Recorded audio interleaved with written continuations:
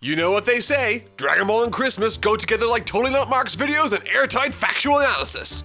AKA, not at all. And I'm not kidding either. Dragon Ball has absolutely nothing to do with the holiday season. It's never even had a single holiday episode based on any religion, or at least none as far as I know. In any case, keeping religion out of Dragon Ball is a good thing, I think. It is rich in Buddhist and other Eastern philosophies, but Dragon Ball seems to have its own thing going on, and I think that's one of the reasons why it's so accessible for many people. That said, it being Christmas week, I have even less time than usual to devise an episode topic, and have virtually no time to produce one. So, Dragon Ball not having a single shred of denominational value isn't helping, and it's not gonna fly here. No siree. And that, my friends, is when I got an idea. What if I counted down the best episodes that aired leading up to Christmas? In other words, to qualify for this, the episode needs to have aired somewhere between the 15th and the 25th of December in Japan. I'll be counting down episodes from Dragon Ball, Dragon Ball Z, TV specials, and of course Dragon Ball Super. Dragon Ball thinks it can keep me from making a Christmas episode?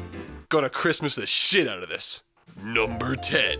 Okay, I know this doesn't look great so far, but believe me, there are some great episodes in this list. We just gotta wade through the sewage system first. Released on December 17th, 2011, episode of Bardock was a 3-chapter manga created by Nao Oishi that was turned into an anime. It basically covers the events of Bardock after he dies. Apparently, Nao thought this wasn't enough, and then said to himself, you know what Bardock's story needs? These. These things are easily the most annoying, wretched addition to the franchise. I mean, just look at them. They're fucking hideous. Dumb, blobby Barney turds. So Bardock and the blobby turds get into trouble when the bad guy arrives. This little orange Teletubby is called... Chilled, who pretty much looks like the physical embodiment of being picked last for gym class. He couldn't look less threatening even if he tried. He's perpetually wearing an orange leotard for shit's sake. Needless to say, I'm not the biggest fan of this installment. It devalues Bardock's character and ruins it in some aspects. It tries to become something bigger than it is by tying itself into the Super Saiyan Legend's origin, and has one of the most laughably bad discount freezes I've ever seen. The best thing to come out of this special was Team 4 Star's abridged adaptation. Nice negative start to this Christmas episode. Number 9. You know, this episode often gets forgotten because it follows one of the most iconic moments in the series, but this one always was one of my personal favorites. Episode 121 of Dragon Ball Z aired on December 18th, 1991. It covers the aftermath of Frieza's defeat at the hands of Trunks, handles the quick yet satisfying destruction of King Cold, and facilitates Goku's return. Oh, and there's a whole lot of mingling and waiting around that takes up about 60% of the episode's runtime. But honestly, I didn't care. This was a really feel-good moment for me when I was watching the show. We forget this as adults, but when you're a little kid watching the show, Goku dying or not being around was kind of a bummer. I remember when I was a kid, my face lit up when Trunks announced that Goku was on his way home. And as Goku lifted himself out of that pod, I felt like an old friend had come back. It was a wonderful moment, and it fits perfectly in this list. Number 8. Now, I don't know about you, but this is one of my favorite episodes from the 25th World Martial Arts Tournament, airing on December 22nd, 1993. From start to finish, episode 211 of Dragon Ball Z focuses on Trunks and Goten as they make their way to the finals of the Junior Division. It's packed with moments like this, and scenes like that, watching the overconfident regular fighter come to realize how screwed they really are, is one of the best aspects of these tournament arcs. The episode comes to a head as we finally get to see Goten fight one-on-one with Trunks as both their fathers watch from the sidelines. There's some very nice choreography, and it's so much fun to see these two new characters interacting in such an exciting way. Very fun episode. Number 7.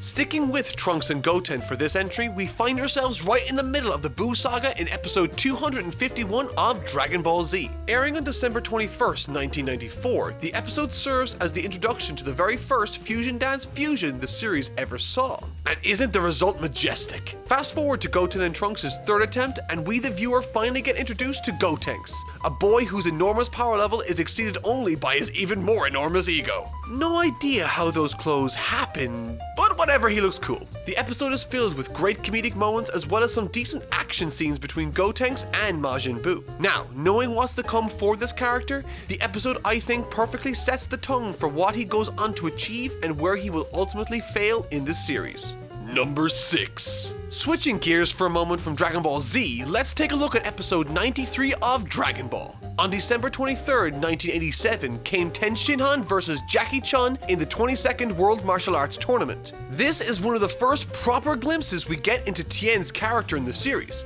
apart from him being an arrogant dick to everyone around him, of course. On top of that, this is the first time we the viewers see Tien's abilities tested as a martial artist. Inside this episode, there are so many great exchanges between Jackie Chun and Tien, most notably with regards Jackie Chun, aka Master Roshi in disguise, who comes to realize that his time as the Earth's defender might be up, as the warriors of a new generation begin to take the stage. He remarks this to Ten Shinhan, but he is of course referencing Krillin, Yamcha, and Goku in that also. There's some great fighting animation that suits its era very well, and some great fight sequences. If you haven't seen it, it's definitely worth checking out. Number 5. At the halfway point in this list comes Dragon Ball Super's first entry. That's right, I said first. And it's actually a good fun episode. Titled The Invisible Killing Strike, episode 72 of Dragon Ball Super aired on December 25th, 2016. So it's arguably the most Christmassy. Ha, just kidding. The entire episode is spent with Hit trying to kill Goku. But I'm getting ahead of myself here. Acting as the second part in a 2-episode mini-arc, this episode takes up right where the last left off, with Goku lying supposedly dead on the floor after a fatal blow from Hit had been delivered on his person.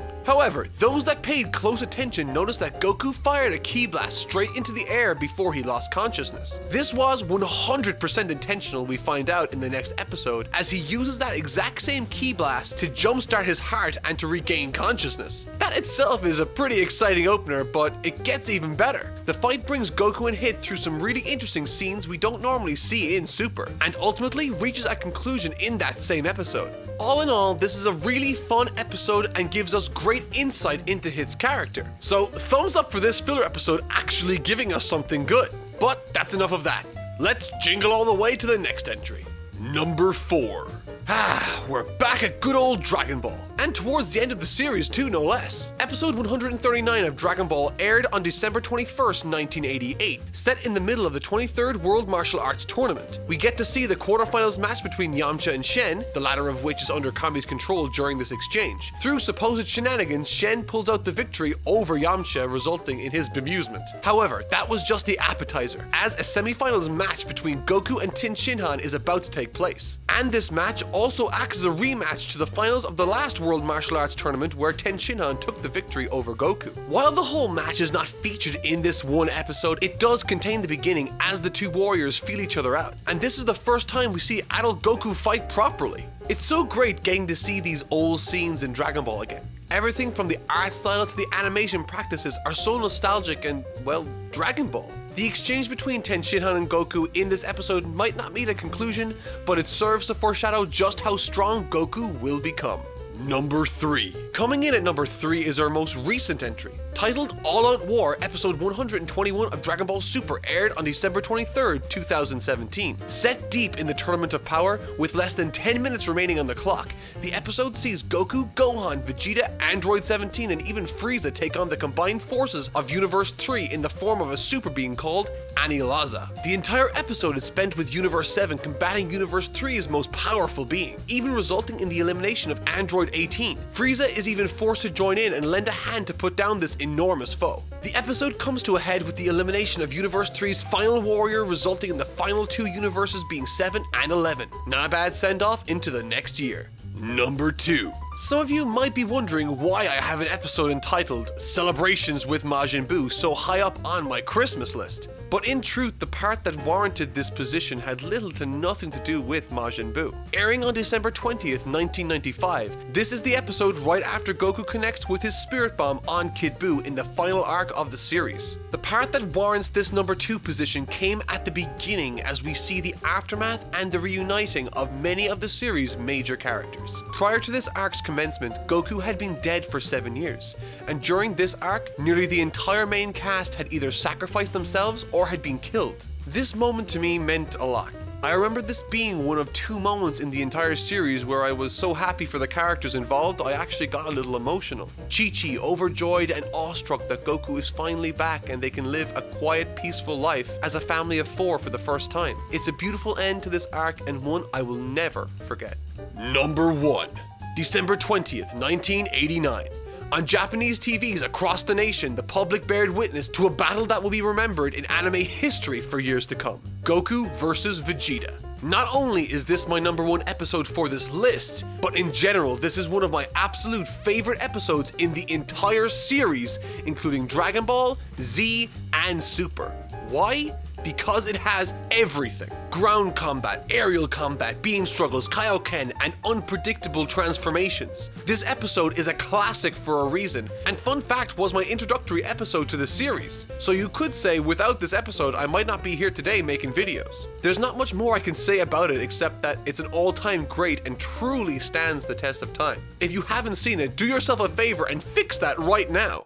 I know this list is sort of unconventional, but I thought it might have been fun to build a video around a specific date and see what episodes popped up. Some of them were great and nostalgic, and some were mediocre to terrible. And in a way, isn't that what Christmas is kind of all about? Dealing with people you're only lukewarm on to get to the great nostalgic feel that Christmas promises. Sometimes it's disappointing, but sometimes it can deliver a moment or two you won't ever forget. Dragon Ball isn't specifically Christian, Islamic, Buddhist, or anything really. And so regardless of what your faith is, or where you are, I would like to wish everyone here the absolute best and a happy new year. May it be filled with plenty more wonderful moments for you. If you're feeling in the seasonal mood, as always, comments or ratings are very much appreciated. I've been Totally Not Mark, and thank you so much for watching.